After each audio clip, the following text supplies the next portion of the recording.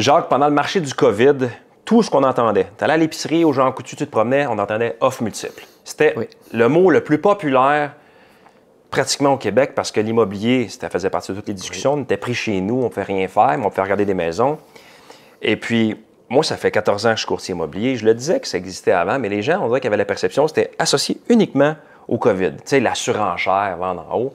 Mais dis-moi, toi, Jacques, dans ta longue carrière, est-ce que le phénomène d'offres multiples, quand il y a plusieurs offres sur la même propriété, existait? Et si oui, qu'est-ce que ça prenait pour qu'une maison réussisse à avoir plusieurs offres? Bon, le dernier 10 ans de ma carrière, on peut dire qu'il y avait généralement 6 à 8 offres d'achat pour des maisons ciblées ou que près des métros, ces places-là. Là. Quand l'emplacement était bon. Oui, l'emplacement était bon. Puis la mise en marché était bonne aussi. Là.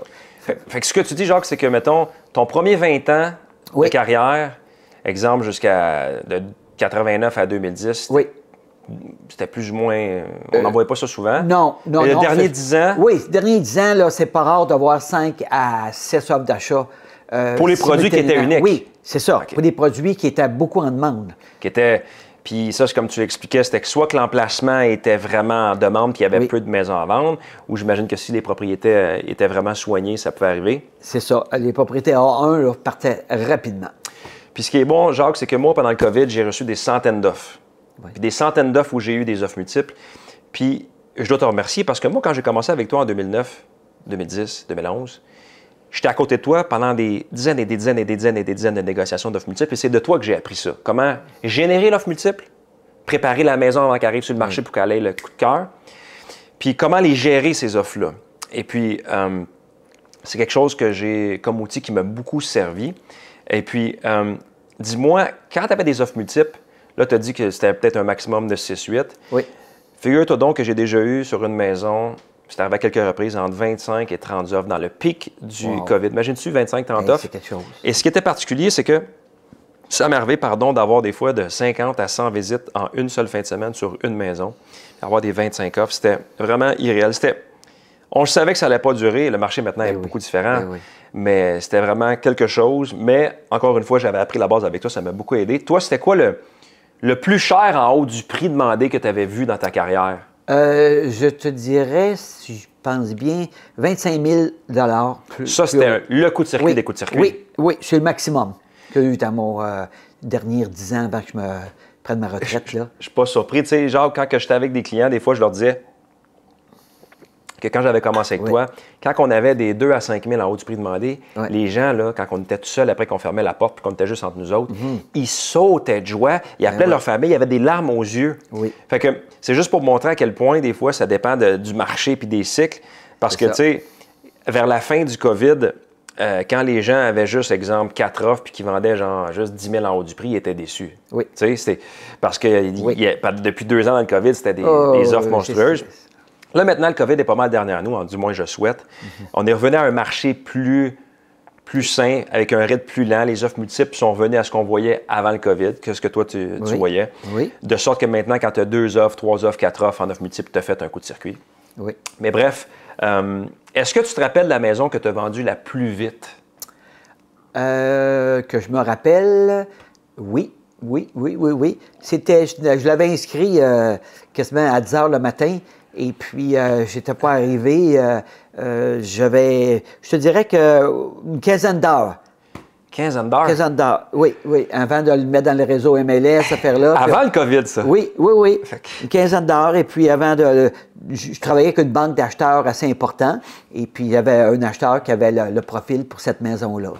Puis, je m'en rappelle. Au d'avoir inscrit dans le réseau MLS, par après, j'appelais des clients.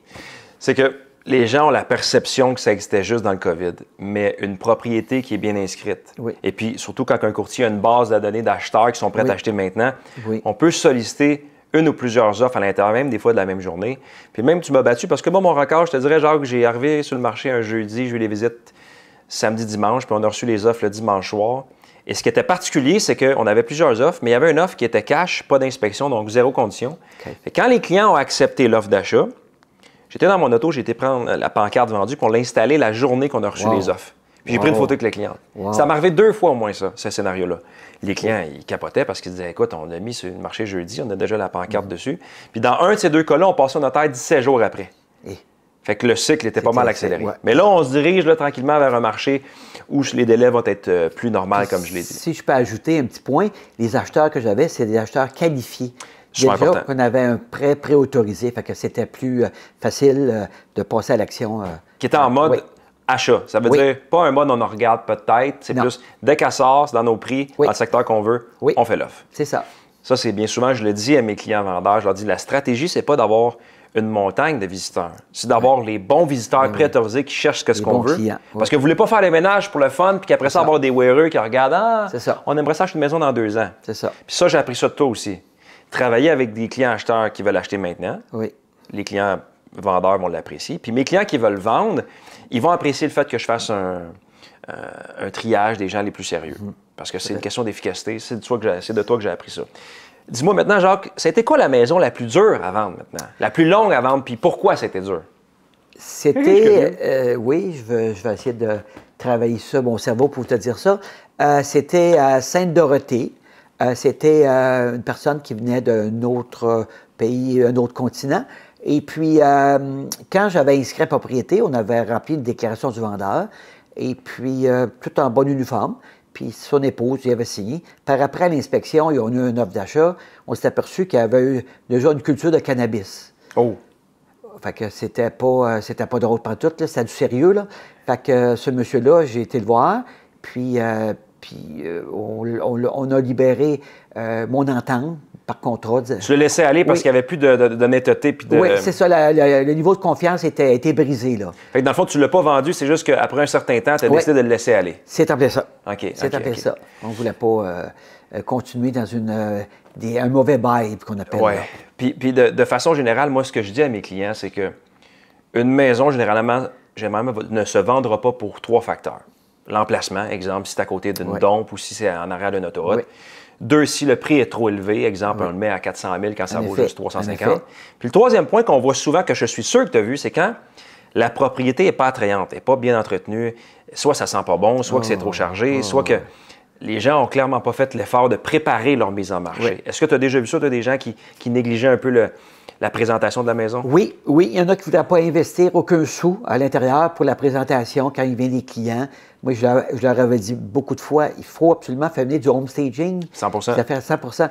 Puis le client a négligé de le faire, puis la propriété elle s'est jamais vendue. Ce qui arrive, c'est que si moi, je veux vendre mon automobile, je vais mettre la cire sur le hood, je vais mettre de l'Armor All ces pneus, je vais passer à la balayeuse, je vais mettre du sang-bon, mais c'est une notion qui est simple. Mais les gens, ils veulent tomber en amour avec la maison. Un coup de cœur. Je pense que n'importe qui veut vendre, nous, on est là pour ça. Moi, souvent, je vais chez les clients, je leur fais une liste de 2-3 pages de points. Je leur dis, si vous suivez cette liste-là, c'est certain qu'on va vendre, puis on va vendre plus cher parce qu'on va se démarquer. On va être impeccable, les gens vont le reconnaître. Puis les gens qui sont pointilleux vont dire, wow, ça, c'est des gens qui prennent ça dans leur maison. Je suis prêt à payer plus cher parce que je veux une condition triple A. La même chose que pour les autos qui ont une peinture parfaite, on va payer plus cher pour. Encore une fois, j'ai appris ça de toi. On rentrait chez les gens, on faisait venir une décoratrice, on s'assurait que c'était parfait. Fait que le souci du détail en immobilier dans ta carrière de 30 ans, c'est important. Très important. Et encore plus maintenant que le marché ralentit, le COVID est un petit peu derrière nous, maintenant les délais de vente sont plus longs. Il faut mettre plus d'emphase là-dessus pour rien réussir. négliger. 100%. J'ai vu Jacques aller pendant plusieurs années, c'est mon mentor. Et ce que j'ai remarqué de Jacques, quand il recevait des offres, quand il négociait pour un client qui voulait vendre, il négligeait aucun détail. Son objectif, c'était de tout faire pour aller chercher le prix le meilleur, avec les meilleures conditions possibles pour le vendeur. Et moi, je le regardais aller pendant des dizaines et des dizaines et des dizaines et des dizaines de fois. Et maintenant, j'ai appliqué ça à ma pratique depuis 14 ans. Et c'est mon même objectif. Hein? La pomme n'est pas tombée loin de l'arbre. Mon but, c'est d'aider les gens, dans un premier temps, de s'assurer que la transition soit la plus fluide possible, puis d'aller chercher les meilleures conditions. Donc, vous avez un projet, soyez pas gênés.